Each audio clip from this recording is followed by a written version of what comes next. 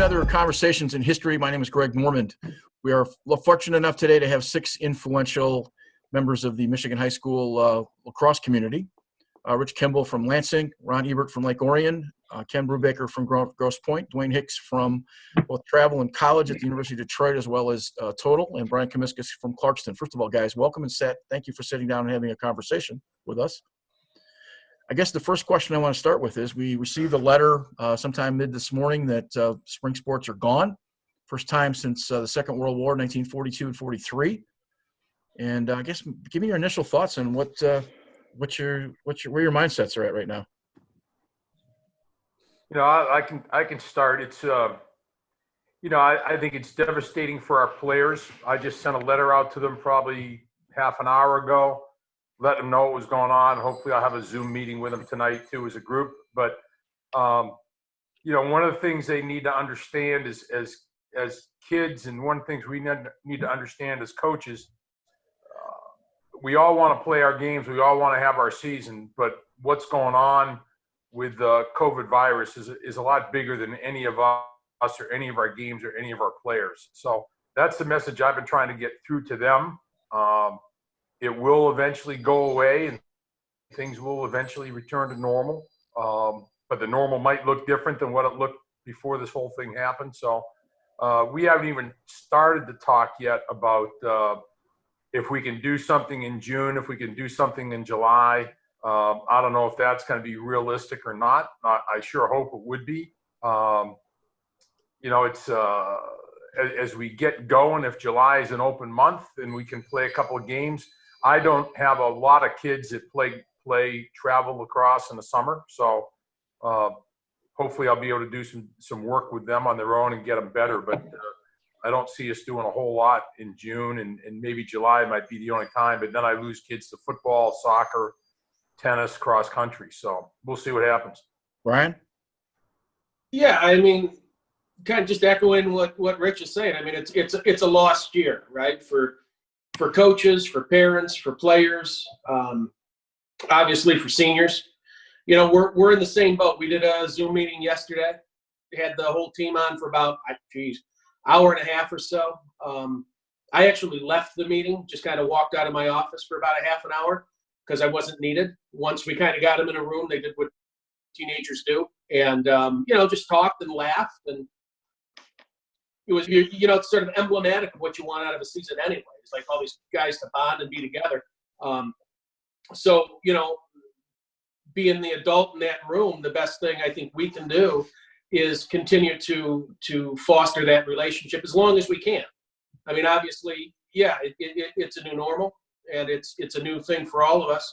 And as we're exploring new territory here, how do you make the best of it for the guys that have been with you the whole time while we're all locked inside or at your house or whatever it is? But yeah, it's awful. It's a terrible thing for these guys. And for everybody, coaches, parents, seniors, everyone. Ron? I mean, I don't really have a lot of thoughts about it. It is what it is. And the kids have just been, I mean, we've all put a lot of work into this, and I don't even have words for what to say. The kids, for me, after 47 years of doing this, it's just another year for them. I mean, this is a huge part of their life. I can't even begin to figure out what they're going through. We haven't been allowed to say anything to our kids, waiting for our AD to give us clearance. So I just have had to sit back and wait. And I mean, I don't see a happy ending to this thing, because no one's given. I mean, there's not even a prescription or scenario for how the NFL is going to play in the fall. So for us to try to figure out how we're going to do anything, I don't see a roadmap. We're still trying to survive first. So Sure comments. My thoughts. Dwayne?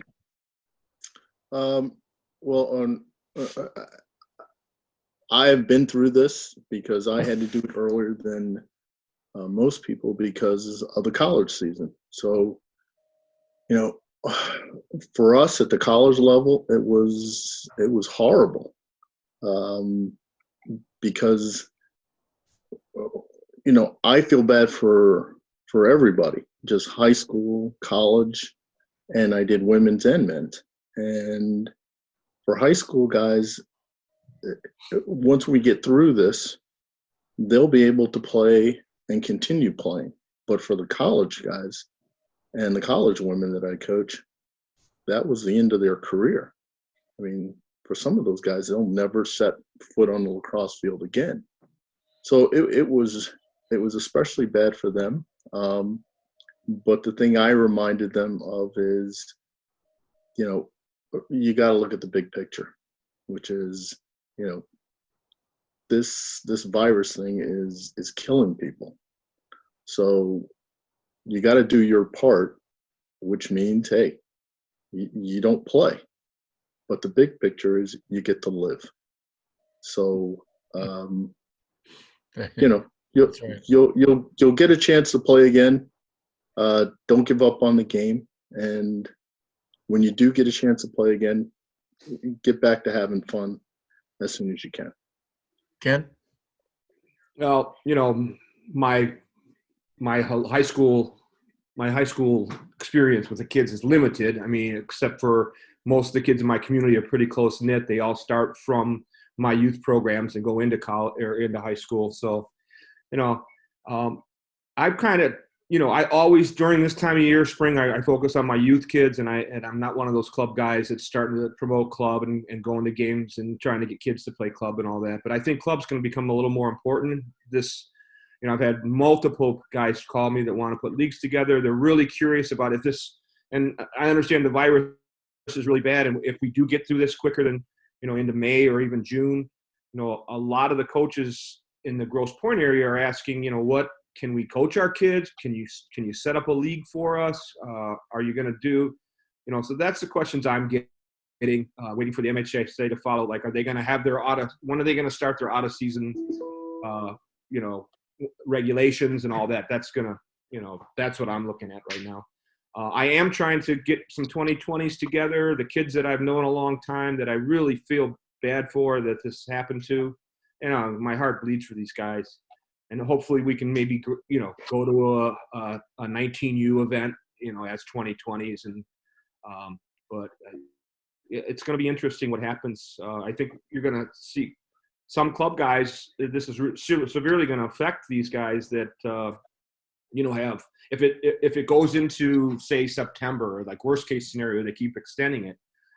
I mean, these guys that had these, August tryouts and they have, all these teams all paid in full, it's going to be tough on these guys. And I don't know if they're going to weather the storm. It's going to probably change club lacrosse, as we know it, if it goes on any longer. But to be honest with you, that's really all I have to say. I try to support the high school as much as possible, keep my nose out of it during the season. I've never felt that the club guys belong snooping around high school games unless they're just coming there to support the kids and view lacrosse. And, I guess that's all I really have to put in there. I feel really super bad for these kids because some of these kids in my community, and the difference between Grosse Pointe and other clubs is we're not drawing kids from 3 different counties. We're drawing kids from a very small area, and most of them I've coached since 3rd, 4th, 5th grade. So my heart bleeds for these guys that are seniors. That's all I got.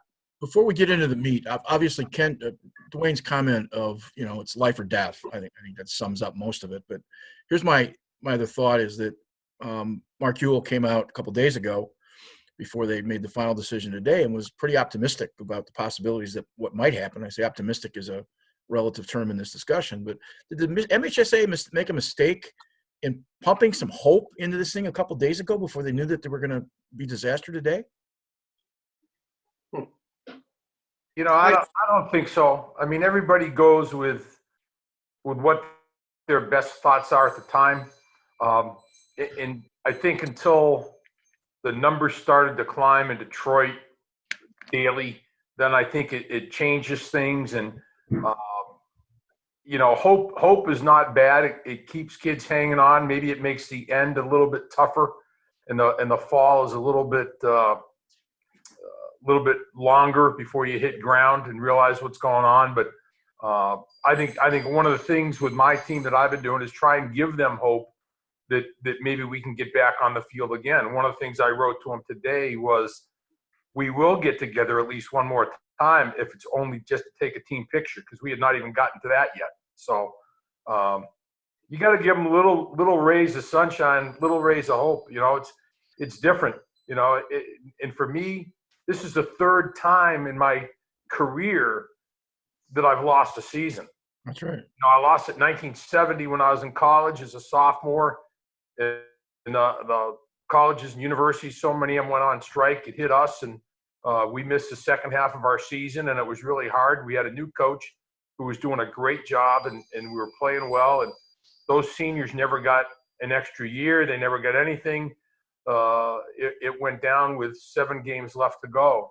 And then you go to 1997 when Michigan State drops your program when I'm the head coach. There'll never be anything more devastating than that to players, when the rug gets pulled right out from under them, to where the freshmen, sophomores, and juniors aren't going to play anymore at the school they chose to go to. And then, so this one hurts too, because once again, in my case, I've got 12 seniors, but only probably 3 of them are going to go play lacrosse in college. So their last lacrosse game was last spring, a year ago, in losing a regional championship game. So, you know, I feel really, really bad for all those guys, because they won't have another chance like this unless they change their mind in college and go someplace where they can play in a club team. So it's hard no matter how you look at it. Ron, is it considered, my consideration is that you're like me, we're towards the end of our careers. You had a team this year that can compete. Well, those are facts. We're in our 60s. You had a team this year that can compete, and we have less summers left than some of the folks on this call. And does that weigh with you at all, or is that even a thought that doesn't even enter your head? Oh, it enters my head.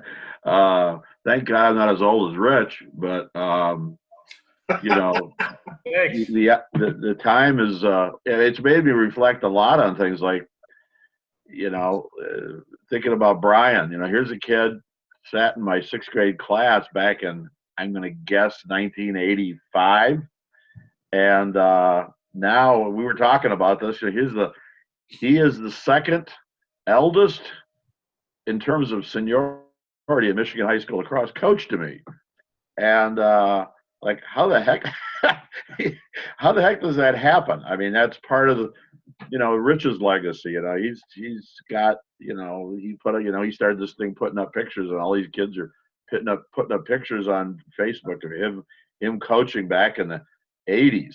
And it's hilarious. I mean, but it's, you know, we're running out of time. I mean, but like I said, this is just part of, you know, all of us have been through hell as lacrosse coaches. We're not like, you know, basketball coaches or football coaches that just, you know, we go there and everybody's trying to help them out. I mean, we have, you know, like Rich has said, this is the 3rd team he's lost. Well, you know, we've all had people, you know, trying to end lacrosse wherever we've been, or not helping, or so we're just kind of used to this, you know, more than other coaches might be, I think. And you know, like Brian talking about his story about, you know, going out to a park and painting lines and playing the game and hoping they get the game in before the federales come and kick them out of the park. I mean, that's what we've all been through. I remember Rich telling me all kinds of stories about him, you know, in high school, and you know, we've all gone through that. And so I just been through it all. I mean, it's tough for me, but like I said, I've been there. I've you know, done it all. I still love the coaching. I still love being with the kids. Yeah, we were going to be competitive. We put a hell of a lot of work into this in the summer and the fall, and you know, and we had meetings about stuff, and it's all gone. I mean, it's just, it's awful. And yeah, like, I don't know how many more years I could do this. At this point, was a tough year for you. At this point, age seeks in a little bit. Would you not, Rich? Same thing. Would you think that'd be the case? Hicks is a lot older than he looks. What's that? I said Hicks is a lot older than he looks. I am. That's why I keep doing this. It Dwayne, keeps let you me- young. Younger. I mean, he might be a vampire. That's why I put the picture up of when I was 58. Okay. Dwayne, let me ask you a question. You have All a right. slightly different. You're now the head women's coach at UAD. You're basically looking at having potentially not having a chance to recruit literally until the midsummer. At this point, that's got to put a huge factor. That's got to be a negative factor for you guys a ton, I would think. Well, to be honest, a lot of our 2020s have already signed. Right now, we're looking at 2021s and 2022s, both on the men's and women's side. So for us, we're going to depend a lot on fall ball and the tail end of summer. We haven't gotten guidelines from the NCAA yet as far as what we're actually allowed to do, because obviously there are blackout periods and dead periods that we can't talk with the kids. So I'm interested in how that's going to play out. And I'm also, I know this is mostly high school, but keep in mind, this affects the next 4 years of every high school kid out there. And you say, well, how so? Well, because a lot of the college players, because they're now given an extra year of eligibility, are going to stay an extra year in college. So so imagine you're going to have 24-year-old men playing against 18-year-olds. Or as a coach, as a college coach, are you more interested in recruiting a fifth year from, let's say, an Ivy League school who wants to use his one more year of eligibility to play? Are you interested in recruiting that fifth year, or do you want to recruit that 2021 with your limited budget? Well, you're probably going to take a seasoned fifth year over a 2021. Right. So this is going to change lacrosse Yeah. in more ways than anyone can imagine. So it's going to be very interesting how it plays out. And again, just looking out into the future, you got to say, do what you can, keep loving the game, keep playing the game, and hopefully, that coach finds you. Okay, to Ken to Ken and to Brian. I guess we'll start with Brian. You kind of have a foot in the high school world, and you have a foot in the travel world. And not only that, your company does a lot of summer tournaments. Yep. Talk a little bit about with you right now. I mean, business could be involved, and Ken, I mean, part of that same discussion. And I guess what I want to get to is start with that question, and then is this an opportunity for us to maybe bridge travel and high school a little bit, to have some conversations about how we can all help each other with a finite group of kids rather than an infinite number of kids that might have been available even 10 years ago? Well, Brian? Yeah. Go ahead, Brian. Okay. Yeah. So yeah, to answer a lot of that, yeah, our business is being impacted. I mean, I've spent the entire week and all of today up until when I logged on, postponing May events and looking for new dates and in reality, the farther we keep pushing, like, let's find a date in July, and let's the reality of it, and Ron said it earlier, is July could be wiped out in a matter of weeks here, depending on where everything goes. So yeah, summer may or may not happen. At any level, whether it's youth, whether it's a bunch of high school teams putting together squads. From our standpoint, from the tournament side, we're planning on it because that's all you can do.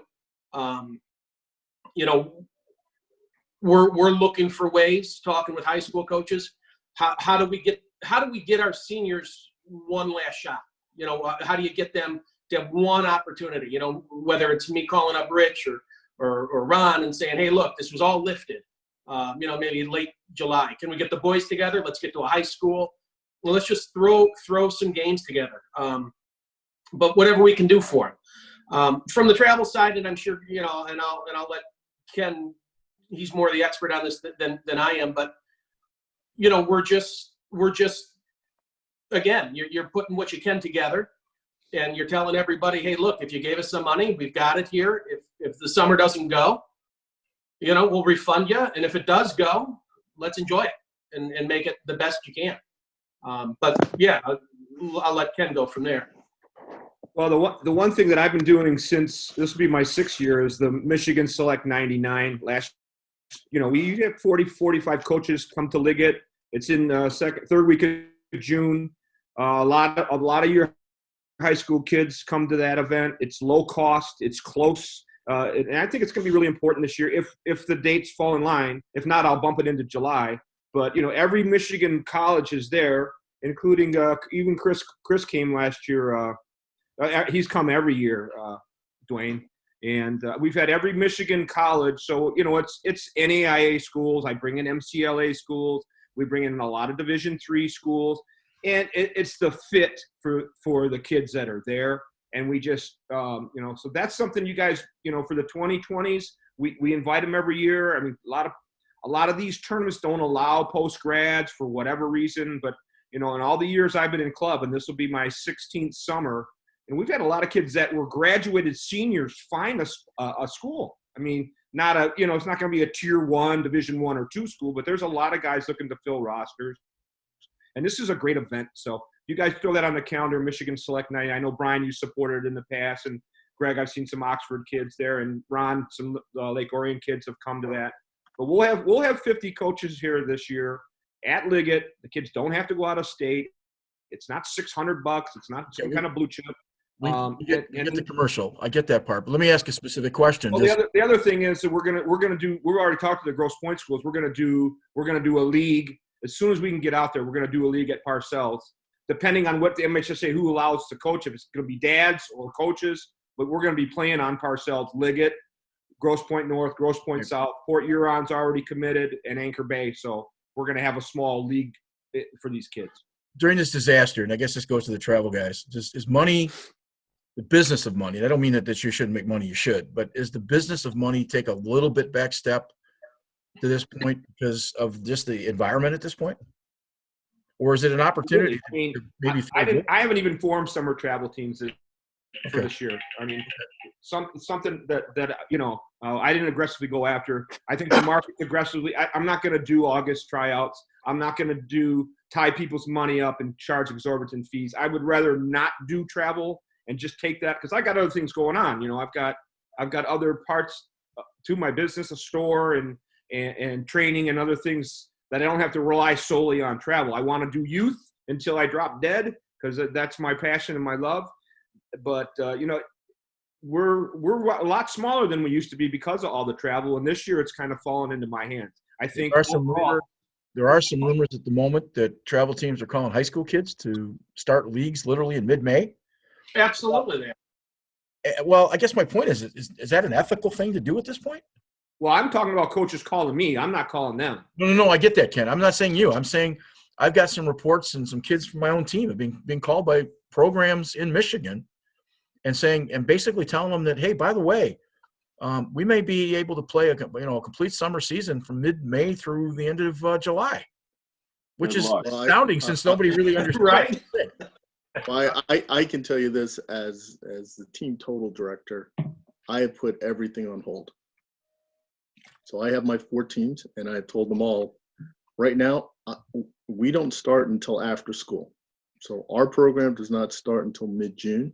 And I've told them very specifically and honestly, we're not doing anything probably until July.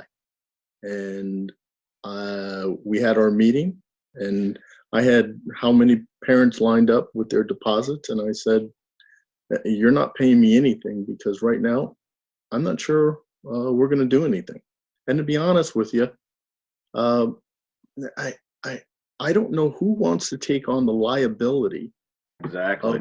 of playing with 30 kids. Hey, we're all going to get on a bus and we're going to go down to play at such and such tournament. You got to be out of your mind. Right. Why would you take that chance? I agree So- 100%. I'm the same boat you are. I haven't started. I don't have one deposit. We're on complete hold. Absolutely. Absolutely.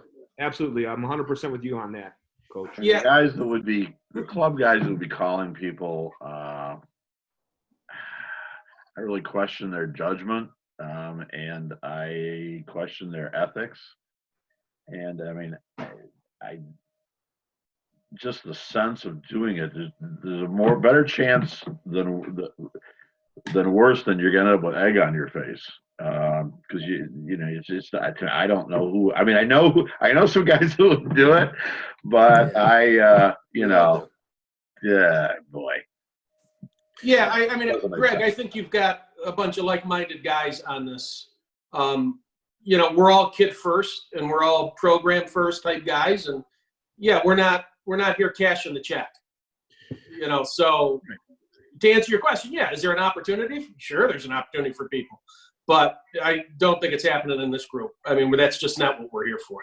No, and my point of the dissemination of the information is that to make a clear landscape of where at least one group is. And I think that's kind of important because there is a lot of misinformation going around at the moment. There really is. Sure. Yeah, well, I mean, as you and I have talked, I've always said there's the guys that are out there for the kids. And sure, maybe there's some money to be made there too, pay for the lights and stuff. And then there's guys that are out there for the check. And then you take care of the kids after. And I think the guys that are calling for kids right now, they're probably out there for the check. So my next question then becomes, we have this sort of hiatus that we can kind of talk about things. And I guess this would go to Rich and to Ron a little bit. We've talked about giving the game back eventually as we retire. And we've had long discussions with the old Hall of Fame guys about the idea that maybe we haven't left a legacy that we would maybe like because the young guys aren't jumping in like maybe we would have. And my question to you is, if the young guys aren't jumping in, I think that's on us as older coaches to make sure that they understand what it is that we're trying to do. And is this that moment maybe where we can sort of have the conversation with buying guys in, bringing travel along, and maybe start to communicate a little better than we have in the past? And I don't think it's a starting point, but is it something that seems reasonable or plausible? Well, Or is it business as usual when this is? I don't want to jump in. Let me jump in real quick. The problem is that one of the things that's really the problem. There's no more rec. There, our rec program has really suffered. It's the pay to play, which that's what I do, pay to play. But in every sport, that's a problem. It's more than just a lacrosse problem. And just getting kids to play the sport. There needs to be a focus as a group of guys who love lacrosse to get it back going on where we can have these type. I'll give you a quick example and then I'll shut up. But there in Grosse Pointe, we used to have 350 to 400 kids in our rec program through the neighborhood club. And last year we had, and that's fall, spring combined, boys and girls combined. Last year we had a total of 60 kids. So the kids aren't playing the sport. A lot of kids just aren't playing sports in general. And I think lacrosse, as it trickles down, it's really affected. Maybe not in your guys' market or where you're at. I know that you guys have still some big programs. But over here in this community, it's really severely dropped off. So, how do we as the older guys, get the love of the game back and get some type of rec and free lacrosse back where kids can just try it for free. And once they get that stick in their hand, we all know what happens. Rich, talk about Lansing because you're trying to do that right now. Yeah, it's really hard up here. It's we're a co-op. We have Lansing Catholic, Lansing Christian, which is smaller than we are, in Waverly, and I don't have a 7th and 8th grade program this year because I only had 7 kids, and so fortunately that East Lansing opened up their program, so a couple of kids could be there, and a couple of kids were going to go to Holt, and another kid was going to go play in Hazlitt, and those coaches were all great. So those 7 kids all found a home. But Lansing Catholic is the lead school in this co-op. So one of the things I worry about is some kid goes to play Hazlitt and likes a lot better than Lansing Catholic. That's when they're going to high school. That's an issue, but our numbers are way down. We started a 3rd and 4th grade team last year for the first time. And this year we got 10 kids. And yesterday I did an hour clinic with 6 of them on Zoom. Their parents are out in the backyard, and they're throwing the ball and learning how to do a face dodge. And, they had one practice, and they got brand new sticks and gloves, some of them, and loaner helmets or whatever. So being retired is a nice thing, and I can go into some of the schools and I can get in with the PE teachers, and I can spend a couple weeks and coach the kids and teach the kids in 3rd and 4th, 5th and 6th grade. And so I begin to get them, which is good, but we've got to get more youth coaches into the whole thing. Dwayne and I had a great conversation yesterday about kids that have played all the way through and maybe played in college and they want to coach, but, well, what do you have open for the varsity for me, coach? Can I coach with the varsity? Well, Yeah. you just finished your playing career. While you might have been a great player, that doesn't mean you know how to coach. It takes a long time to learn how to do that. You want to become a good coach? Go coach 3rd and 4th graders for a while. You want to be a good teacher? Go down and teach 3rd and 4th grade and see if coaching is something you really want to do when you can corral 20 kids in 3rd and 4th grade and get them all on the same page at the same time. And so it's for Lansing, most of my kids, some of them go to Michigan State, but a lot of them go to Grand Valley or Ferris or Albion or Alma, and then they get jobs and they go to Grand Rapids. I mean, if you're going to live in Michigan, Lansing area is a nice area, but it's a college town. If you want a little bit more than that, these kids are moving to Grand Rapids and getting jobs over there. They're going to Chicago or wherever else. So our coaching pool up here is really, really small. I didn't find an assistant coach until 4 days before our first practice.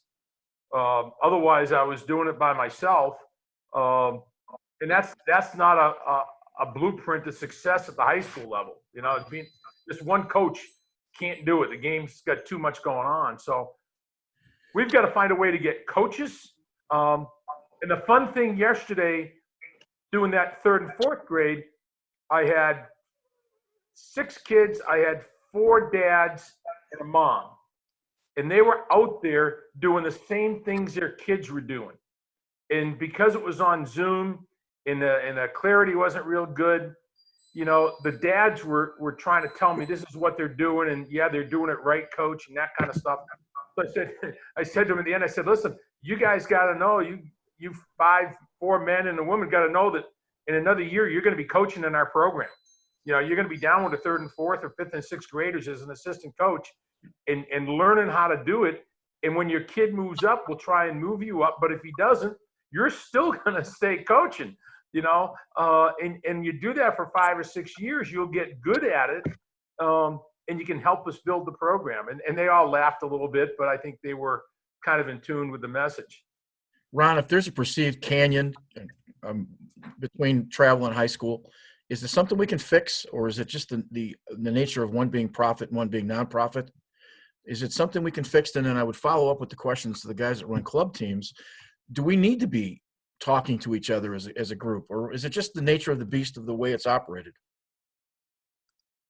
I don't have a big problem with travel. So I'm not sure I'm going to give you the answer you're looking for. I'm not looking for any answer. I'm just curious. I take my kids, we run, I was preparing to answer Rich's question. I mean, Rich's same thing Rich was talking about. Go ahead.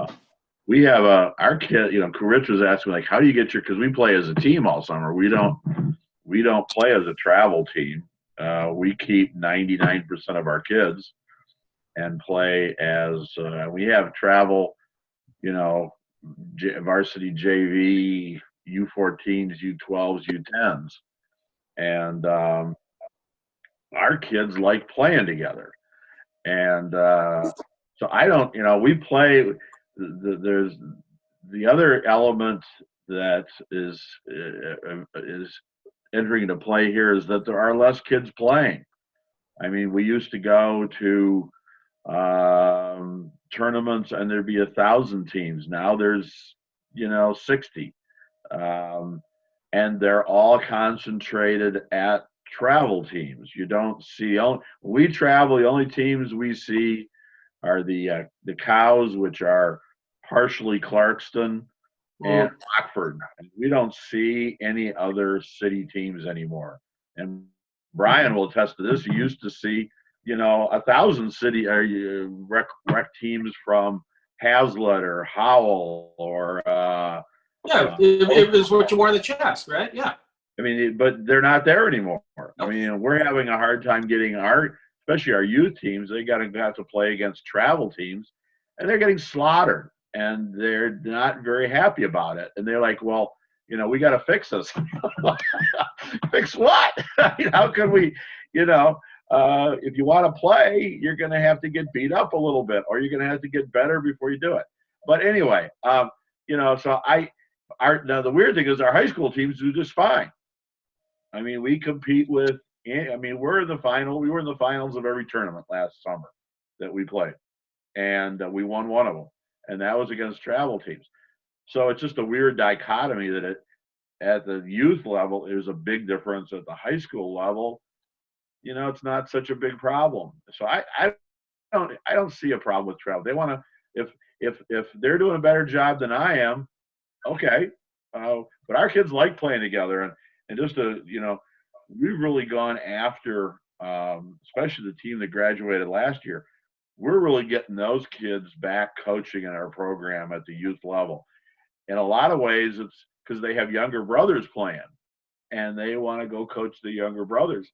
And we worked, really hard. We got 4 or 5 of our kids that graduated, and I forget the year, 2019. Back coaching in our program, and they love it. And to us, that's the future. And while other programs are going down, our numbers actually went up in Lake Orion this last. I really pushed our parents to get together and really communicate and have group meetings, and we had we averaged about 100 kids. We had almost 130 sign up, so we went up. Which is, there's Rich just going, oh, crying out loud. We had almost 200 kids in our program from top to bottom. Wow.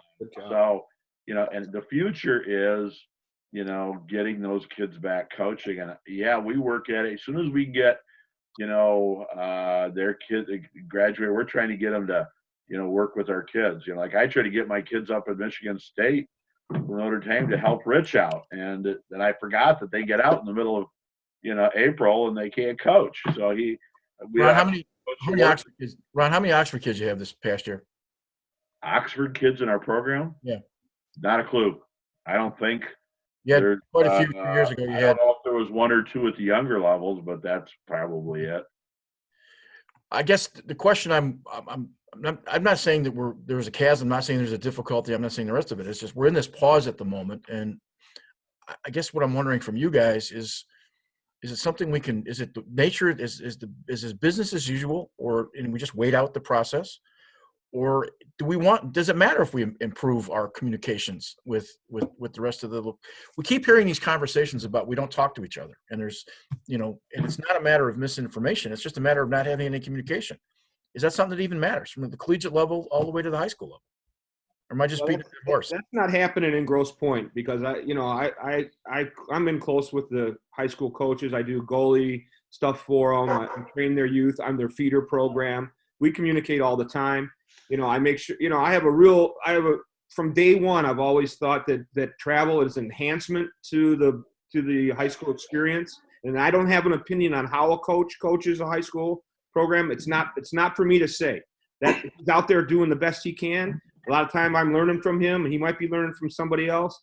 But it's not, I work, my store is inside a hockey store. And I've never had any experience with hockey people till I started this store, and I go in there 2 days a week. And it's unbelievable what travel hockey is like. The parents say that the high school hockey sucks. That high school coach is this. It makes my skin curl. It's like, I guess it just becomes to you guys as individuals, like Ron worked for me a couple summers. It was great for the kids. Kids still talk about it. It's like he picked 313 probably because he felt that, the GP kids were good kids and he thought it'd be a good place.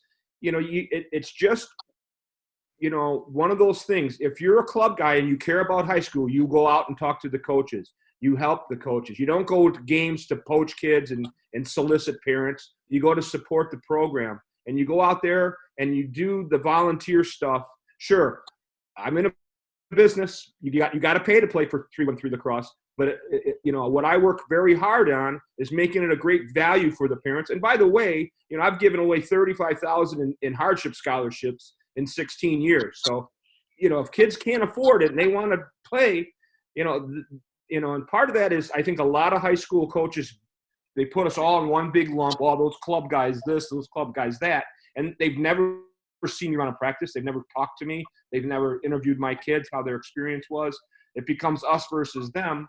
And, maybe that's if the maybe the MHSAA will never do it, but maybe the MHSLCA or somebody endorsed clubs or put an endorsement together, interviewed the club guys, and had certain criteria where you could say, Dwayne from Total runs a great program. He's been around 15, 16 years, 313, cash cows.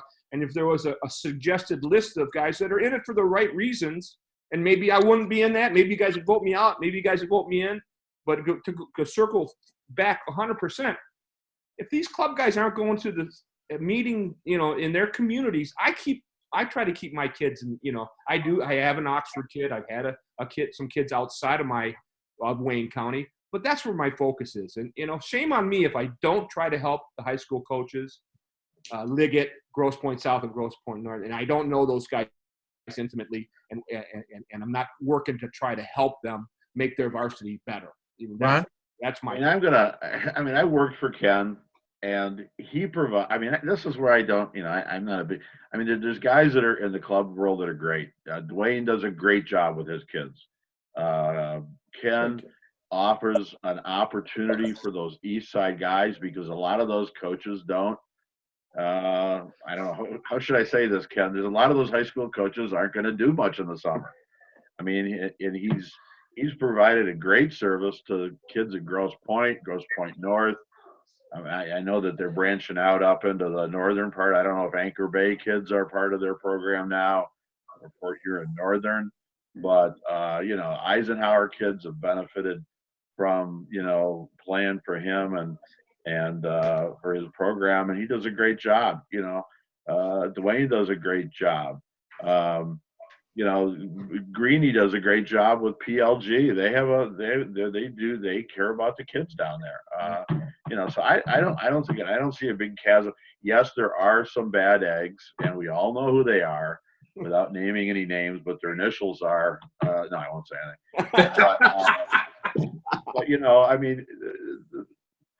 But there's a great group that does a great job, and I'll second everything Ken has said. Ken, and the kids have a great experience. Go ahead, Dwayne. Let me just go. I appreciate that, Ron. Let me just say a little bit about the coaching, and I think we all know that that's probably one of the things we really got to improve. But I agree with what a lot's been said. The game has gotten so much smaller compared to what it was 5 years ago. If you look at where Northville was, Northville used to have their park full of 130 kids over by the prison that's over there on Beck Road. They had 8 fields. They had 30 kids on every field. It was just a monster place. They don't have that anymore. It's gone. You don't. The entire chain of 3rd graders through 9th graders to Northville has been decimated. It's gone. So I think for us, and I say us being a lacrosse community, our greatest challenge is getting back to the model where you got to get the 3rd, 4th, 5th, and 6th graders back on board with lacrosse. If we don't, the game is going to die, or it's not going to die, but it's not going to be as good as it was. The other challenge that we have is you have a lot of other sports like hockey, soccer, and football who have gone to year-round sports. We don't get those guys anymore. There are no more three-sport athletes in high school. Yeah. They're not playing. And you go, whereas those kids used to play, we used to get a lot of hockey players.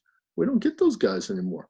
They're playing full hockey all year, soccer all year, football all year. And if you ask those coaches, hey, can I get some of your football guys to come over and play lacrosse? They'll look at you and go, oh, absolutely not. Those guys are playing summer football. They're playing spring football. That's where we're losing a lot of our kids. As far as the coaching goes, yeah. If you go on the East Coast and you say, who are the most valuable coaches to the East Coast system? High school. 3rd, 4th, 5th, 6th grade coaches. Yep. My high school coach, Harry Mormon, used to walk across the street after our practice to go to the 3rd, 4th, and 5th grade practices. Not because he had to, because he went over there to, hey, you guys are coming over to my field in 5 years. I need to get to know you. And he used to go over there and, slap those guys and pep them up and say, thank you very much for doing the dirty work, which is teaching them the fundamentals. Because that's what I see. What I see when I go to a lot of practices, when we try, UDM, we try to recruit local kids. I'll be honest with you. One of our surprise recruits this year is Kyle Loken from Lake Orion. Kid surprises, came out of nowhere. Went, Kyle Loken, didn't play on travel. He just played for Lake Orion, and he was getting big time starts at UDM this year. So you can do it, but he's got the fundamentals. If you don't have the fundamentals, it's very hard to play at this upper level. And I don't see the fundamentals in a lot of kids because they're not trained. The very best coaches don't coach the little kids. They coach high school. So our challenge is to get the guys who are really good coaches and convince them to coach 3rd, 4th, 5th, and 6th grade coaches. That's what we got to do. Part of that communication is tending to the garden. I went to Oxford when, I don't know, 6 or 7 years ago when there wasn't much of a program, and I think 5 and 90. We had a middle school program through a country day school in town that didn't teach the kids anything because parents were involved. So we started our middle school program with our high school players coaching, and we paid them $12 an hour. And I went down every day. I went to every middle school game, and I tended to the process. Well, I left last year, went to Skyline, and the reality to it is we had almost 80, I think we had 90 kids at one point in the middle school program. And Suburban went to a Suburban Middle School League, simply went to a development program like you're suggesting, because some of the school athletic directors and coaches, Ethan Frank and a few others, got involved and figured there should be travel programs for yours. But here's a development program where kids got to pay $125. My point is, here's a bunch of high school kids coaching, and I actually kicked parents out of practices. I wouldn't let parents come to practice anymore. Well, we left. They got parents involved last year. They may not even have a middle school program this year. So you have to tend to the garden. But it brings me to this point.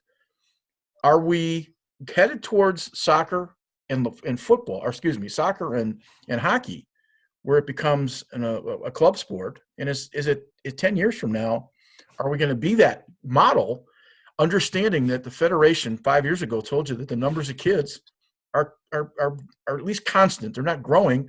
And Grosse Pointe, Ken, is the perfect example. Grosse Pointe's discussing right now closing schools. We just have less kids. So is that something that makes any sense? They haven't had, Grosse Pointe North hasn't had JV for 2 years. They haven't had enough kids to run a JV program. I mean, South is still strong, and Liggett's the same every year. It never goes up or down. But North, and part of it is, and I don't know, part of it is the culture at North has changed. The the sport is just it's just not as strong as it used to be.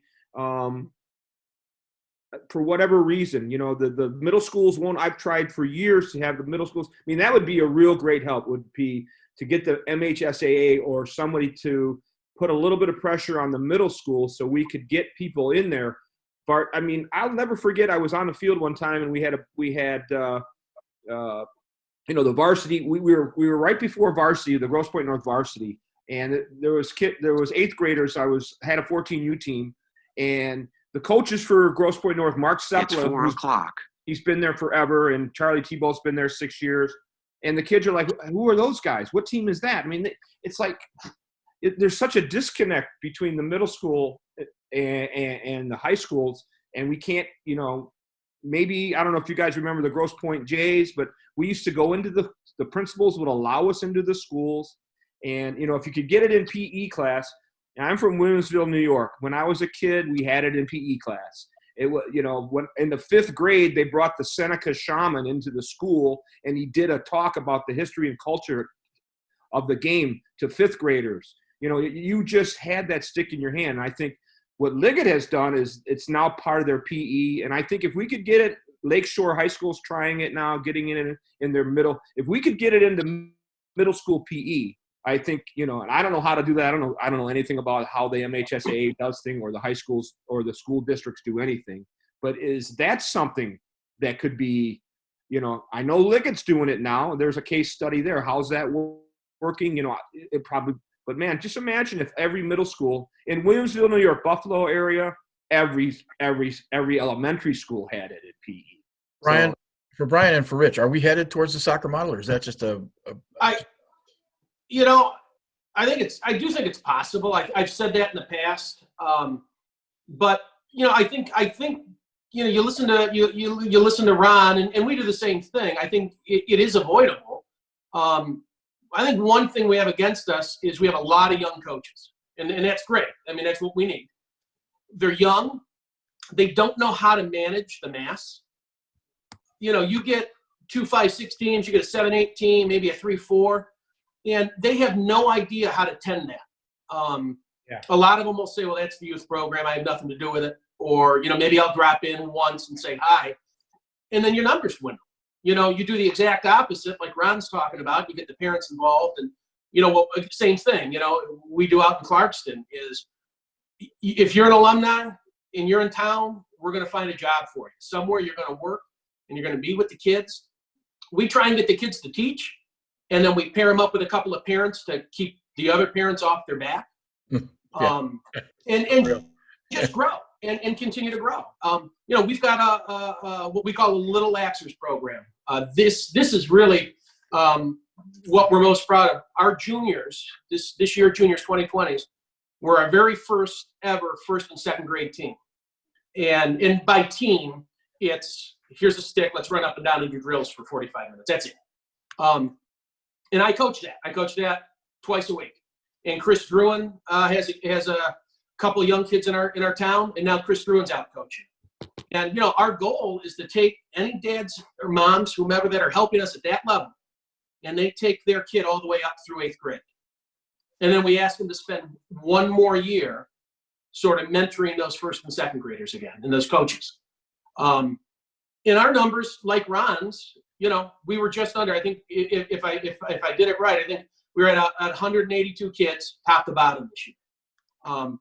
I think we need to take coaches and teach them how to you know, tend what's in front of them, because they don't know, and look at it that way and work it that way. And I think that's how we avoid the soccer end of it. I really do.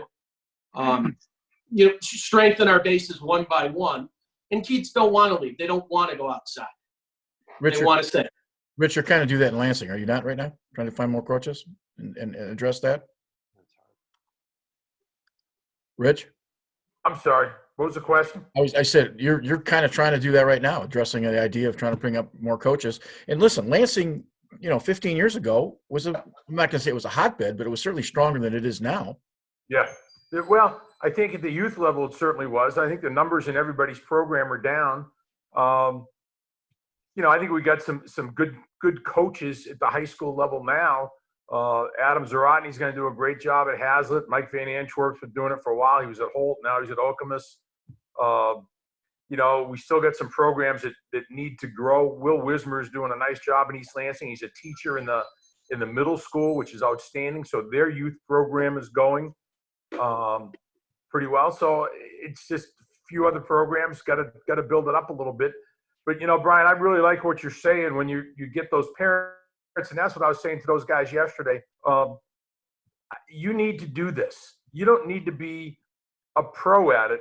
I'll give you practice plans if that's what it's going to take, and I'll teach you the skills, and we'll do a camp for parents, teach you how to catch and throw. And if you can do that and get the kids doing the basics the right way, if they can catch, throw, shoot, and teach them a little bit of defense, then we'll be fine. And go from there. But I've been too slow to catch up to that model, and I think that's one of the things that's got to change. That I've got to get more involved.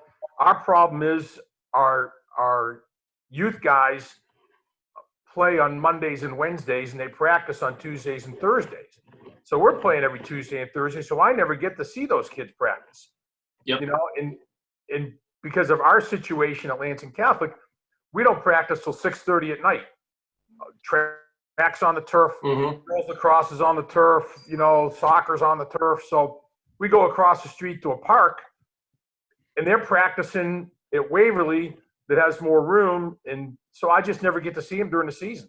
We try and bring them over to some games and that kind of thing. So my influence on those kids is, in the clinic I did yesterday, I had all 6 of those kids in different PE classes. So as long as I can keep getting into the 3rd and 4th, 5th, and 6th grade PE classes, and I've now got a PE teacher in Waverly who's actually a baseball coach, but wants to teach lacrosse in his gym classes. And so I've got the whole curriculum from U.S. Lacrosse, and he knows that, and we're going to meet when school is done now. It was going to be sooner, but and he can work through the summer over stuff and learn it a little bit, and then he'll put it into his curriculum in the fall for 7th and 8th grade kids, which is awesome. So, because we can't go into 7th and 8th grade classes.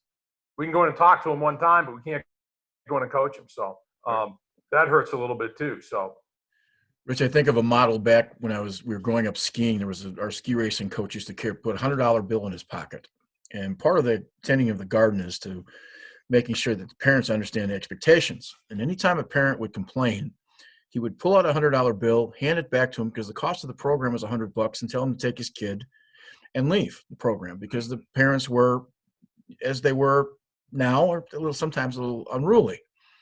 And he only had to give that $100 bill up about once every couple of years, and it enforced it. And when I started our middle school programs, I used to carry my $100 around in my pocket, and I would tell them the story. Now, I never gave away $100, but it was always sort of that belt from your father when you were a kid. You never got the belt, but you kind of stayed in line because you were afraid to get the belt.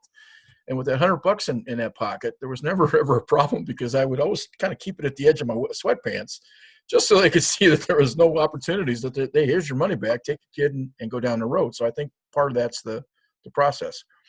I'd like to wrap this up a little bit, and I guess here's my last question to all of you: is we're in this lull. Any thoughts on where we are, where we might go, and then what you thought your expectations for the next 90 days, 120 days? Start with you, Ron. I have no expectations at all. I mean, because like I said at the beginning of it, I watched Pro Football Talk the other day, and Florio and Sims were debating whether there's going to be a pro football season.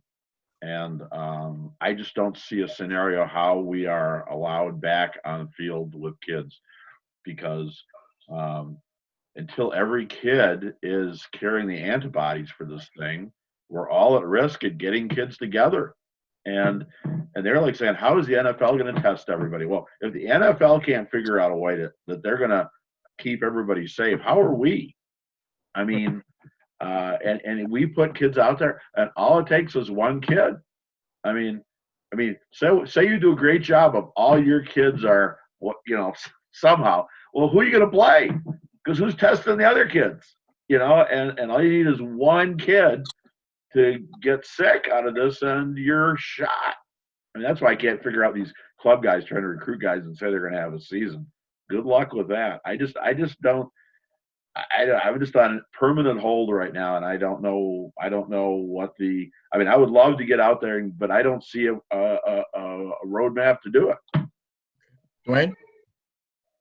I'm in the same boat. For the next 60 days, 2 months, so that puts us into June. Everything is on lockdown. You can't go out and practice, and you say, okay, well, let's have a season. Well, okay, let's say you come up with the cure for June 1. Well, now you've got to practice. You're not just going to go out in the field and play, because now somebody's going to get hurt. But, you know, and I hate to be pessimistic about it, but it's safety first. You know, we're talking about life and death here. It isn't like you're going to lose a game. Wow, well, you lose a game. Somebody could actually get really sick from this. And then you got to ask yourself, well, was it worth it? Exactly. And my answer is no. I would rather not play than pass it on to someone who we unsuspectedly get sick. You know, it's one of those where you gotta put the discipline before the wants. And there are going to be a lot of people who want. I want to play. I want to get recruited. I want to have people see me play. Well, I want everybody to be healthy. So I'm not putting any expectations out there. Am I going to recruit? Yes, but I am going to recruit from film that you did in the fall or somewhere else. I'm going to see you somewhere else. I'm not going to depend on this summer, and I'm definitely not going to put somebody's health at risk for a lacrosse game. Okay. Ken? I agree with Ron and Dwayne 100%. You know, I'm on 100% hold. You know, I'm really blessed that I retired from my 9-to-5 in 2013. So, and I put a few dollars underneath the bed in a shoebox. So I don't have to do this to maintain a living. My wife's got a good job. She's going to be working. So, you know, from the financial point, that just, you know, I'm exempt from that. But from what, you know, it's like if you're going out there, as soon as the day they say it's all clear, and who's going to say that, and how accurate is it going to be? I mean, you've heard everything from 1 million deaths to there's only, you know, we're going to be back out there before April 1st. So, you know, to me, it would be like running a practice on I-75. You know, I mean, some kids, you might be able to do 45 minutes out there without somebody getting run over, but man, I'm not going to take the chance. I want all our coaches to be healthy. I want all our kids to be healthy. And I think it's just a waiting game where you have to say, all right, it's how important, it's a game. How important is the game? Even if the game is a business, for some of us, it's a business too. Right. You know, it's not worth it. And I agree 100% with you guys. And, you know, that's why I don't mind being on hold. I mean, for God's sakes, you know, I don't want to be the first club that went out there too early and somebody got sick and ended up in the hospital, and God forbid something else happened to them. So, you know, right. I'm on with you guys. Yeah, I mean, again, I don't think anybody's going to differ here. I mean, does it suck to be on hold and we lost, you know, 2020? Yeah, of course it does. But, you know, what's the rush? I mean, you know, the seniors, you know, some of them have lost out. You know, Dwayne talked about the college seniors, some of them have lost out. But, you know, yeah, you always look forward. You know, you certainly hope. But I can't imagine anybody thinking that we're out of this, you know, June, by the end of May. I mean, again, yeah, we're looking at June, and that's optimistic. You know, there's going to be a second wave. There has to be a second wave. That's what happens with these things. So yeah, I mean, everybody just relax and, you know, do some yard work or whatever the hell you have to do to pass the time. But lacrosse certainly can't be first on the mind because it's going to drive you nuts. It's just not there. Not going to be there for months. Rich? Yeah, I don't think anybody's saying anything different. I just hate to agree with Ron, but it's, we're all in the same boat. I'll tell you what, the six of us sitting here right now all want to get out and coach this afternoon. The sun's out. It's beautiful. Let's get the kids together and go play. But we know in our hearts and our heads that's not the right thing to do. And until it is the right thing to do, none of us are going to do that. You know, teaching over Zoom, trying to get kids to watch more film at home and do some things that will keep them interested in the game. And I'm the same way. I hate losing a season. I hate not being able to watch my freshmen grow into sophomores. They're going to be behind, and you worry about that. And what's it going to mean next spring? Well, you know what? If they're all healthy and they're all out there and we're playing lacrosse, it's worth it every step of the way. Yep. You mentioned that we're all in the same boat, and the water behind me is that I can't even look on my sailboat at this point to get into the harbor because the yacht clubs are closed. And we have 150 kids at our club that I run a junior sailing program for. So at the moment, we're not even in that same boat. But I get the analogy, guys. I really appreciate your time today and your efforts. Rich Kimball, Ron Ebert, Ken Brubaker, Brian Kamiskas, and Dwayne Hicks. Thank you so much for your time. Just wanted to kind of lay out there's been a lot of conversations over the last couple of days, and I think sometimes when reasonable people talk reasonably, we get better information out. So thank you so much for your time, and we will see you very soon. Thanks again, guys. Hey, guys. Take Yeah, care. Thank you. All right, thanks. Be healthy.